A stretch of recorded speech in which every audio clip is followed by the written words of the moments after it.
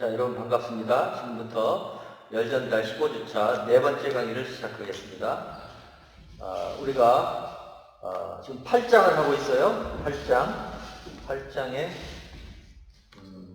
서론, 열복사, 흑체복사, 그 다음에 형상계수가 빠졌네요. 8.4에 형상계수, 복사불성값 다음에 8.5에 형상계수, 8.6절에 열전달, 흑체, 회체. 그래서 지난 3강에서 복사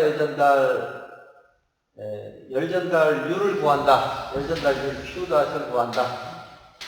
했을 때 임의의 면과 1면과 2면이 있을 때 1면과 2면 사이에 이 온도가 T1이고 T2가 되면 T1에서 T2, T1이 T2보다 온도가 높다고 가정하고 T1에서 T2까지의 열전달을 구하라. 복사로만.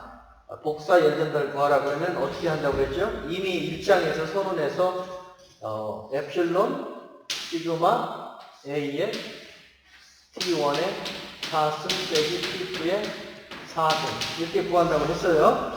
그래서 여기서 말하는 요 에필론이 뭐예요? 에필론이 에미시비티,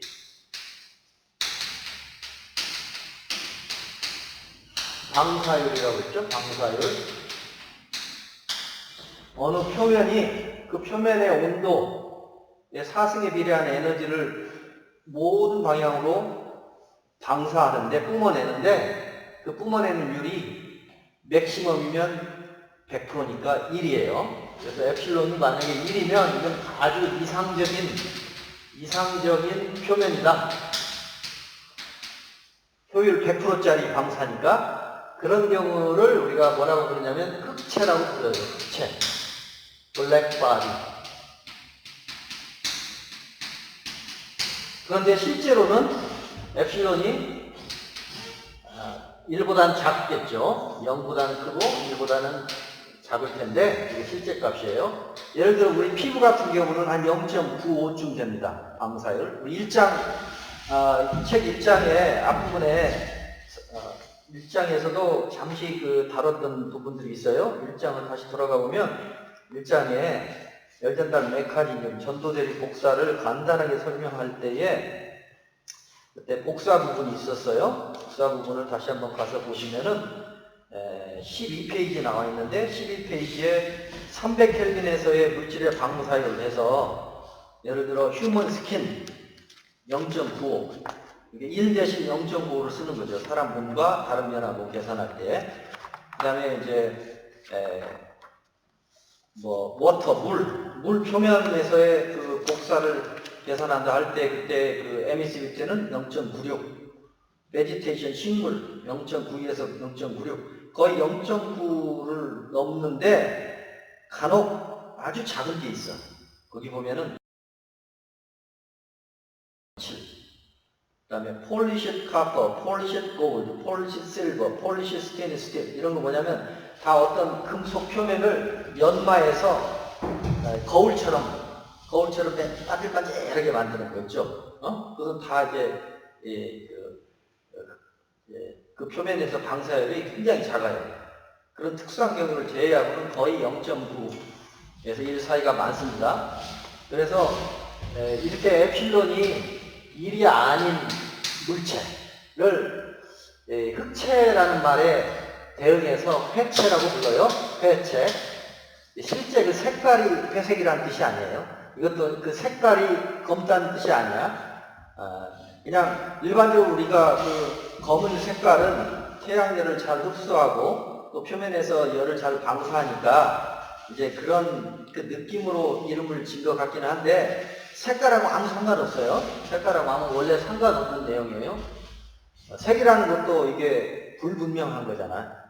어떤 그 가시광선 중에 특수 파장을 흡수하고 그 흡수하지 않고 반사하는 파장이 색깔로 나타나는 거니까 절대성이라는 게 없어요.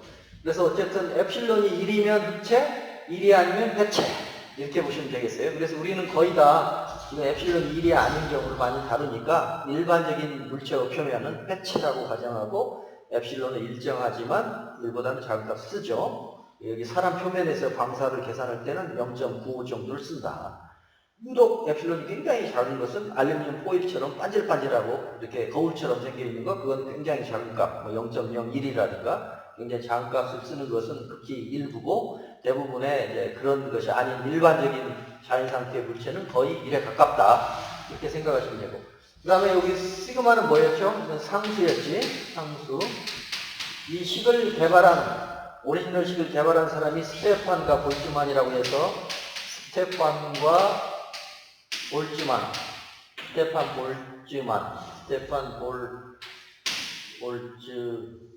볼츠만 이렇게 쓰죠? 볼츠만, n이 두 개예요. 컨스턴트. 그래서 이건 암기하라고 했어요. 5 곱하기 5.67, 시그마는 5.67 곱하기 10의 마이너스 8승, 단위가 이거 와트, 퍼, 이건 무차원이고, 이거 상수니까, 이제 상수를 만들고, A 면적이니까, 미터 제곱, 절대 온도의 4승이죠? 요런 단위를 갖는 상수값이에요. 그래서 5, 6, 7, 8. 아주 작은 값이다. 10의 마이너스 8승 값인데, 앞에 숫자가 5.67. 이렇게 되고, 그런데 이 식에 지금 이런 임의에 서로 마주보는 두 면 사이에서 이 식을 그대로 쓰면 안 돼요. 이 식을 그대로 쓰면 안 되고, 저 식은 만약에 1이 이렇게 어떤 뜨거운 물체고 2가 이렇게 상대적으로 차가운 물질에서 T1에서 T2 사이에 T1에서 가는 에너지가 전부 T2가 다 받아줄 수 있을 때는 이 식이 맞는데, 보다시피 면이 요만큼만 있고 이쪽도 이만큼 있다. 그럼 여기서 복사 에너지는 우리가 좀 이따 얘기하겠지만 확산 복사라고 해서 확산 복사 또는 확산 방사라고 해서 모든 면에 방향과 상관없이 모든 방향으로 에너지를 분출하고 있다고 봐요. 물론 물질 표면 구조에 따라서 확산 방사 아닌 경우도 있지만, 우리 지금 교과서에서는 그냥 확산 방사를 전제하고 합시다. 아이디얼하게 그 표면에서 에너지를 모든 방향에 고르게 품어준다, 쏟아낸다. 이렇게 했을 때 여기서 나오는 에너지의 일부는 이쪽 면에 도달 안 할 수도 있지. 그렇죠? 그러니까 여기에서 나가는, 온도가 높은 쪽에서 나가는 에너지가 이쪽 면에 도달하는 양도 있고 도달하지 않는 양도 있으니까 이게 1보다 작은 어떤 값이 여기 들어가야 된다. 그래서 F 형상계수 1에서 2로 만약에 열전달이 된다. 그러면 형상계수 1에서 2로 갈 때의 이 형상계수를 알아야 한다 까지 지난 시간에 얘기했어요. 그래서 여기 8.5절의 이 형상계수 임의의 면 1면에서 2면으로 가는 형상계수를 구하는 것이 실용적인 관점에서 아주 중요한 문제가 되었어요. 그리고 이거는 이제 임의의 그 두 면이 서로 바라보는 그 계수이기 때문에 뷰 팩터라고도 하고, 또 컨피규레이션 팩터라고도 하고, 또 쉐입, 형상이니까 쉐입 팩터라고 하고, 이름 여러 가지지만 어쨌든 이쪽 면이 다른 쪽 면을 바라본다. 그래서 바라볼 때 100% 다 바라보게 되는, 즉 이쪽 면에서 나온 에너지가 이쪽 면이 다 받아줄 수 있으면 그게 형상계수가 1이 되는데, 실제로 그렇지 않은 상황이 많으니까 그럼 형상계수가 0.1인지 0.5인지를 계산을 해야 되겠어요. 그래서 그 부분이 8.5절에 나오니까 이게 이제 가장 중요해요. 그래서 그것만 계산하면 그냥 스테판 볼츠만 식에다가 형상계수만 곱하면 되는 거예요. 아시겠죠? 그래서 이건 조금 이따가 다음 강의로 넘기고, 지금 4강에서는 서론, 열복사, 흑체복사, 복사 물성값, 여기 앞에 부분을 좀 빠르게 요약을 해서 좀 설명을 드린 후에 5강에서 이제 형상계수를 계산하는 걸 주로 하고, 5강과 6강에서 그러면 이제 한 학기 강의가 끝납니다. 그러면 이제 서론 부분을 한번 보도록 합시다. 교과서를 쭉 훑어가면서 살펴보도록 할게요. 자, 서론에서는 지난 시간에 했던 전도 대리 복사 얘기가 나오죠. 전도 대리 복사가 나오고 전도와 대리에 비해서 복사는 매개체가 없어도, 물론 있어도 가능하지만 없어도, 이 두 가지는 매개체가 없으면 불가능한 현상인데 이건 매개체가 없어도 된다. 그러면 구체적으로 어떻게 메커니즘이 형성되느냐? 지난 시간에 두 가지 관점에서 봤어요. 하나는 파동으로 해석해보자. 또 하나는 입자로 해석해보자. 복사는 파동으로 보는 방법이 있고 입자로 보는 방법이 있는데, 파동은 이제 어떤 파동이냐면 전자기파. 또 입자라고 하면 그 빛 알갱이, 광자 또는 광량자라고 하죠. 광자 또는 광량자, 포톤, 빛 알갱이죠. 포톤으로 설명할 수도 있고, 파동, 일렉트로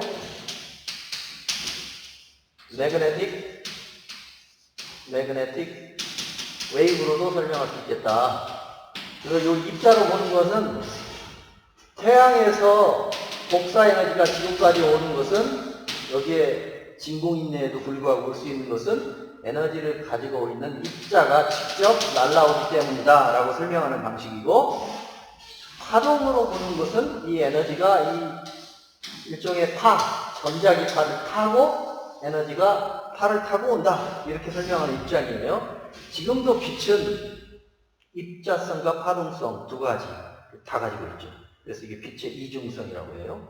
전자기파, 빛도 전자기파의 일종인데, 어쨌든 전자기파 또는 광자, 이것들은 아직까지 현대과학이 완전하게 분석을 못했어요. 그래서 이제 이런 두 가지 성질을 다 가지고 있는 아주 신기한 그런 그 세계죠. 아주 그 미립자의 세계는. 우리 이제 복사는 이런 기본적으로 전자기파로 설명한다고 치면, 전자기파는 파장을 가지고 있잖아요. 파장. 또 파장분의 1은 이제 프리퀀시, 진동수가 많으면 파장은 작고, 파장이 크면 진동수는 작고, 서로 역수관계죠. 그래서 요게 이제 파장 람다라고 하고, 또 람다와 진동수를 F라고 그러면 우리 책에서 누로했지. 누로 하면 파장과 진동수는 서로 역수관계예요. 파장, 진동수. 전자기파에 그 진동수가 많으면 많을수록 파장은 짧은 거고, 그렇겠죠. 일정 동안 10번 떨면은 10번 떠는 거하고 한 번 떠는 거하고, 10번 떨면 파장이 10분의 1로 줄어드니까 이런 관계가 된다. 그래서 그 8.1절에 보면 그 역사가 좀 소개되고 있어요. 이 전자기파 서론에 여기서 중요한 인물 맥스웰, 헤르츠, 플랑크 이 세 사람이 나오니까 그 인물에 대해서 여러분들이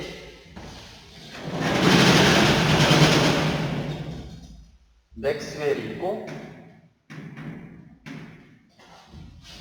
헤르츠가 있죠. 들어봤죠? 헤르츠. 그 다음에 플랑크. 여기는 이제 파동,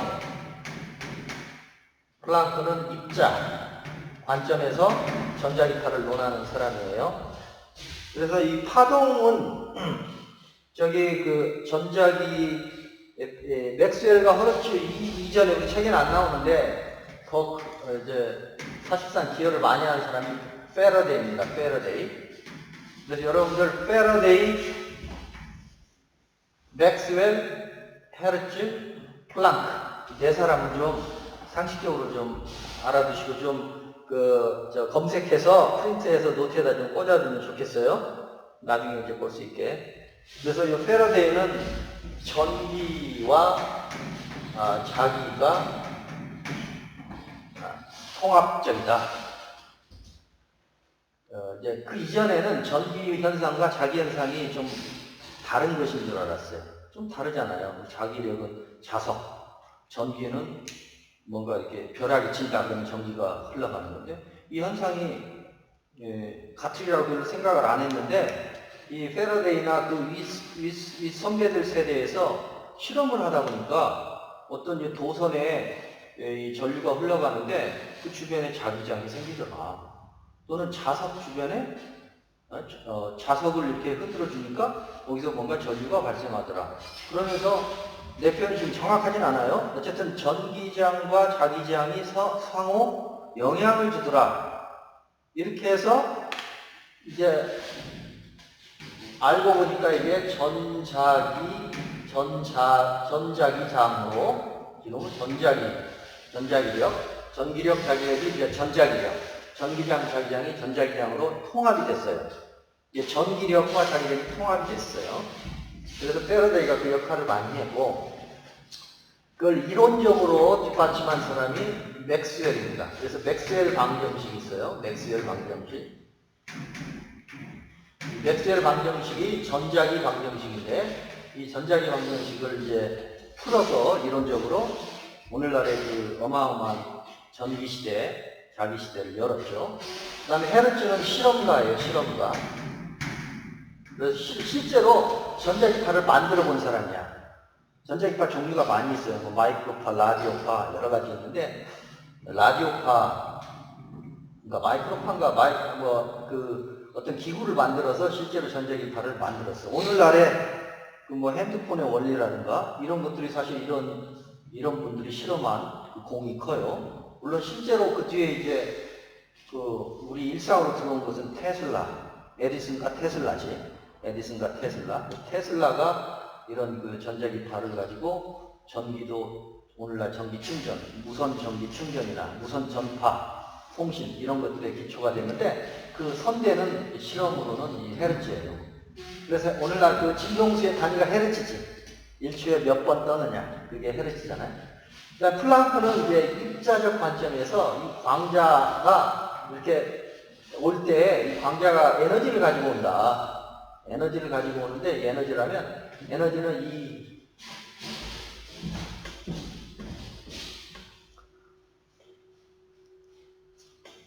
프리퀀시가 진동수, 이게 진동수예요. 진동수가 전자기파 중에서 진동수가 크면 클수록 더 많이 진동할수록 에너지가 더 많더라. 그리고 여기 이제 상수 하라고 해서 하, 누라고 하는데, 또는 H 또는 하, 이게 이제 플랑크 상수예요. 플랑크 작은 값인데 플랑크 상수 6.62 곱하기 10의 마이너스 34승 6.62 곱하기 10의 마이너스 몇 승? 34승 34승 단위는 줄 세크. 이거 에너지니까 이게 줄이 되겠고, 이건 진동수는 초분의 1이니까 이 상수는 이제 줄 곱하기 세크, 줄 세크의 단위를 갖는데, 어쨌든 진동수가 많으면 많을수록, 즉 파장이 짧으면 짧을수록이지, 진동수가 많다는 건 짧은 파장일수록 더 에너지가 많다. 우리 불을 가열할 때 처음에 에너지를 적게 주면 빨간 불이 생기다가 점점 에너지를 많이 주면 파란 불이 생기잖아요. 파란 불이 훨씬 파장이 더 짧아요. 더 진동수가 많아. 그래서 에너지가 더 많은 거예요. 그런 원리로 빛도 마찬가지예요. 빛이나 전자기파가 다 이런 관계를 갖습니다. 그래서 지금 패러데이, 맥스웰, 헤르츠까지는 파동적 관점에서 이 플랑크는 여기에 입자적 특성을 이제 감안해가지고 입자가 에너지를 가지고 오는데, 입자로서 에너지는 이제 파동적인 그 성격으로부터 에너지 양을 계산하는 데까지 이르렀어요.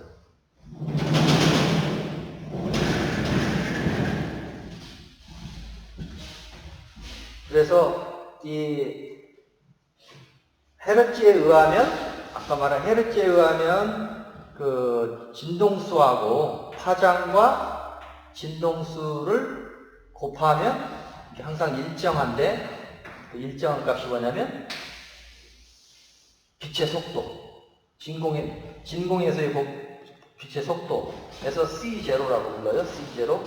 진동인 경우에는, 진동이 아닌 경우는 그냥 C로 합시다. 그래서 이 C는 빛의 속도, C는 진공에서의 빛의 속도 나누기 굴절률, 어느 그 매질의 굴절률. 매질이 없으면 그냥 진공에서 속도를 쓰면 되고 굴절률로 나누면 되는데, 이 C0는 우리가 잘 아는 30만 3 곱하기 10의 5승 km per sec 또는 10의 8승으로 고치면 미터가 되겠지. SI 단위로 10의 8승 정확하게 하면 2.99 얼마인데, 빛의 속도는 진공에서 3 곱하기 10의 8승 미터 per sec 또는 초당 30만 킬로미터를 가는데, 진공이나 또는 가스가 있어도 거의 진공이에요. 가스 상태도 거의 진공으로 보고, 가스가 아니고 액체라든가 고체를 빛이 투과하고 있다. 그때의 빛의 속도는 좀 느려집니다. 그래서 예를 들어 물이다, 물을 통과할 때의 빛의 속도는 진공에서의 속도 나누기 굴절률인데, 물의 굴절률이 얼마예요? 물의 굴절률 교과서에 나와있지? 1.33쯤 됩니다. 1.33 굴절률이. 그래서 속도가 좀 느려지겠지? 유리 같은 경우는 1.5가 돼요. 그러니까 빛의 속도 나누기 1.5만큼 진공에서의 속도보다 좀 느려지는 거지. 어쨌든 중요한 건 뭐냐면, 어느 전자기파가 있으면 전자기파의 요 람다와 이 프리퀀시의 곱이 항상 일정하다. 그 얘기는 파장이 크면 진동수는 작다. 또는 진동수가 크면 파장은 작다. 이렇게 되는 거지. 아시겠어요? 근데 에너지는, 가지고 오는 에너지는 이렇게 파장에, 우리가 지웠지. 에너지는 플랑크에 의해서, 에너지는 광자 입장에서 보면은 아까 뭐였어요? 진동수에 비례하는 거지. 진동수. 파장에는 반비례하겠네. U가 뭐야? 파장으로 가면은 람다분의 C니까 H에 다시 써주면 H에 람다분의 C. 이것도 상수, 이것도 상수. 그러니까 파장이 짧을수록 가지고 오는 에너지도 많고, 또는 진동수가 클수록 가지고 오는 에너지가 많다. 이렇게 되는 거예요. 자, 그러면 파장으로 전자기파의 종류를 한번 알아봐요.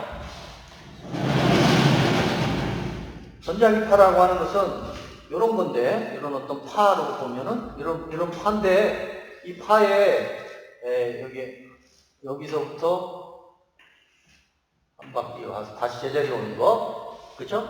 여기가 파장이지, 파의 길이, 람다는 파장. 한 사이클 동안에 그 길이를 파장, 웨이브 랭스라고 해요. 근데 워낙 길이가 작으니까 일단 마이크로미터 단위로 많이 표현을 합니다. 파장 자체가 워낙 짧으니까 10의 마이너스 6승미터로 표현을 많이 해. 그럼 우리가 알고 있는 전자기파를 한번 봐요. 먼저 가시광선. 우리가 지금 빛을 본다 고 하는 건 뭐예요? 빛을 본다. 빛을 본다기보다도 어떤 물체를 본다는 건 무슨 뜻이야? 여러분 여기 이제 학생이 있으면 학생의 얼굴을 본다. 그건 무슨 뜻이야? 그러면 그 얼굴에서 광자가, 그러니까 사실 광원은 얼굴에서 빛이 나오는 건 아니겠지? 여기 이제 형광등이 있으니까 광원은 형광등이겠지. 형광등에서 빛 알갱이가 나와서 여러분의 얼굴을 부딪히고 거기서 반사돼서 내 눈까지 오는 거지. 광자가 내 눈에 전달이 됐어요. 그러면 얘가 이제 시신경을 자극을 해서 이걸 생체 신호로 바꿔줘. 즉 전기 신호로 바꿔줘서 뇌까지 전달하면 뇌가 여러분의 얼굴을 이미지화해서 그려주는 거예요. 아시겠죠? 그렇게 되는 거예요. 그런데 그 빛이라고 하는 것은 우리가 보는 그 가시광선, 볼 수 있는 전자기파 중에서 우리 눈이 식별할 수 있는 비저블 라이트, 비저블 전자기파. 이것은 파장을 보니까 10의 몇이야? 0.3에서 0.7 마이크로미터쯤 되더라.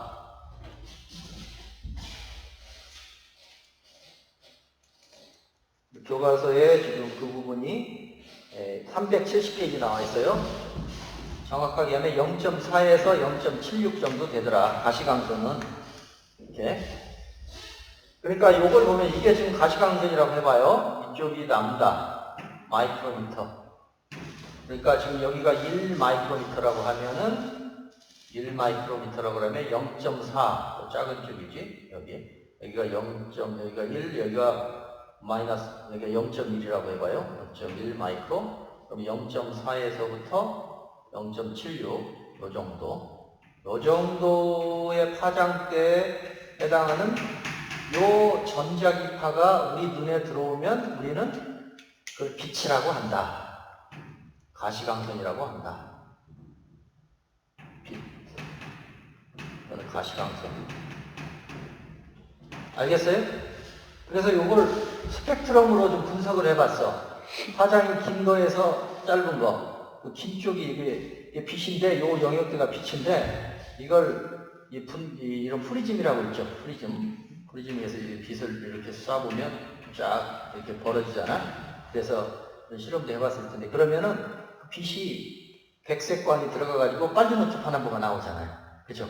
그래서 여기 긴 파장 쪽이 빨강, 주, 노, 초, 파, 남, 이렇게. 그래서 이 짧은 파장 쪽이 보라색깔, 긴 파장 쪽이 빨강색깔. 이렇게 해서 이 파장대가 이렇게 형성이 되는 거예요. 정확한 것은 이제 요 사이 이렇게 있다고 보시고. 그래서 여기 0.76 마이크로미터와 0.4 마이크로미터의 파장을 갖는 전자기파는 우리 눈이 그걸 빛이라고 인식을 하고 보게 되는 거예요. 그런데 만약에 파장이 좀 더 길어. 이 빨간 것보다 좀 더 길어. 1 마이크로미터다. 2 마이크로미터다. 그러면 볼 수 있을까 없을까? 그 파장. 못 봐요. 그걸 뭐라고 부르냐면 빨간색 바깥 데이터에서 적외선이라고 불러. 그래서 이쪽은 적외선 구역이 있어요. 이렇게. 긴 쪽 적외선. 여기. 빨강 밖에 있다. 인프라레드라고 하죠. 인프라레드. 그 다음에 또 마찬가지 0.4보다 더 짧은 파장. 이것은 보라자자, 자외선, 울트라바이올릿, 자외선. 적외선과 자외선이 이쪽 가시광선 중심으로 좀 더 긴 것은 빨강 파장보다 긴 것은 적외선, 보라보다 짧은 것은 자외선 이렇게 불러요. 자외선. 그래서 다 같은 전자기파인데 떨림의 정도에 따라서 그 파장의 크기에 따라서 가시광선, 적외선, 자외선. 그래서 적외선은 우리 교과서를 봐요. 교과서 369페이지 봐. 그 그림에 나와 있지? 적외선은 어디까지 나와? 10의 2승까지 나오네. 100까지. 그래서 여기 10의 1승, 10의 2승이라고 그러면 100 마이크로미터까지. 대략 1에서부터, 1보다 약간 작지만 1에서부터 대략 100까지는 적외선. 자외선은 얼마예요? 거기서 봐봐. 대략 봐요. 0.1에서 0.01까지, 10의 마이너스 2승까지, 10의 마이너스 2승까지는 자외선. 10의 2승까지는 적외선. 여기까지 이해됐죠? 그럼 이거 확장해봐요. 확장해봐. 더 큰 쪽으로. 적외선보다 더 느리게 떠는 전자기파가 있겠지. 그걸 우리가 뭐라고 불러요? 마이크로파라고 불러요. 마이크로웨이브. 10의 5승까지. 10의 5승보다 약간 큰데. 10의 5승 마이크로미터니까 거의 0.1m지. 10cm 정도. 꽤 커요. 파장이 10cm. 이 정도까지는 마이크로파. 우리 마이크로파 하면 뭐가 생각나요? 전자레인지. 전자레인지에서 마이크로파가 발생해서 그 가열을 하잖아요. 그 마이크로파. 그 다음에 마이크로파보다 더 긴 파장이 있어요. 10의 5승부터 대략 10의 10승 사이. 10의 10승 사이. 이제 몇 킬로까지 나오지? 요 사이에는 우리가 라디오파라고 불러. 라디오파. 라디오파. 또는 일반적으로 전파라고 불러. 전파. 우리가 보통 말하는 전파가 이 라디오파의 전파 방송. 그래서 라디오파는 라디오 텔레비전. 그 다음에 요즘 휴대폰. 짧은 쪽이 휴대폰 쪽이야. 이쪽이 휴대폰. 그 다음에 TV. 그 다음에 라디오, 그 다음에 이제 기타. 이렇게. 그 다음에 이제 요 라디오파보다 더 큰 것을 전력파라고 불러요. 전력파. 다 똑같은 건데, 그 떠는 정도에 따라서 느리게, 가장 느리게 떠는 것을 전력파. 그 다음에 조금 상대적으로 빠른 것을 라디오파. 더 빠른 것을 마이크로파. 그 다음에 조금 더 빠르면 적외선. 여기까지는 우리 눈이 식별을 못해. 근데 적외선보다 더 빨리 떨면서 자외선 그 전까지는 우리 눈이 식별하는 가시광선이라고 불러요. 전자기파 중에서 이 특별한 파장, 이 특별한 진동, 진동수는 해당하는 진동수는 구할 수 있지. 파장이 나오면, 파장과 진동수의 곱이 빛의 속도니까 그 매질에서의. 그렇죠? 그러니까 진동수를 계산하시오. 그럼 빛의 속도 나누기 파장. 뭐 여기 예를 들어 가시광선 때 뭐 0.5를 대표라고 하면 0.5 마이크로미터 여기다 집어넣고 빛의 속도 넣으면 몇 번 떠는지 진동수가 계산이 되죠. 그래서 다 진동수가 이제 계산이 돼요. 어쨌든 이쪽은 진동수가 느리고 이쪽 아래로 갈수록 빠르다.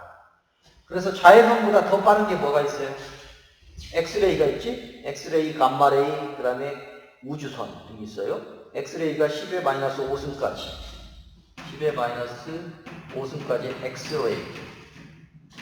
그 다음에 10의 마이너스 5승에서 파장이 10의 마이너스 7승까지가 감마레이, 감마선. 그 다음에 더 작은 거 10의 마이너스 10승까지를 대략 그냥 우주선이라고 불러요. 코스믹. 굉장한 신비예요, 이거. 그 광자의 떨림, 포톤의 떨림이 얼마나 느리게 떠느냐, 빠르게 떠느냐에 따라서 우리 인간이 현재까지 발견한 이런 전자기파의 종류입니다. 그래서 우리 열 전달은 이 중에서 어디에 해당할까? 열을 간직하고 있는 데가 뭐겠어? 일단 태양빛이 열을 가지고 오죠. 가시광선 중심이야. 여기 열이 열파야. 그 다음에 적외선도 돼요. 적외선도 돼. 그 다음에 자외선도 일부가 돼요. 요 정도까지. 여기서 여기까지. 적외선과 가시광선 거의 전체.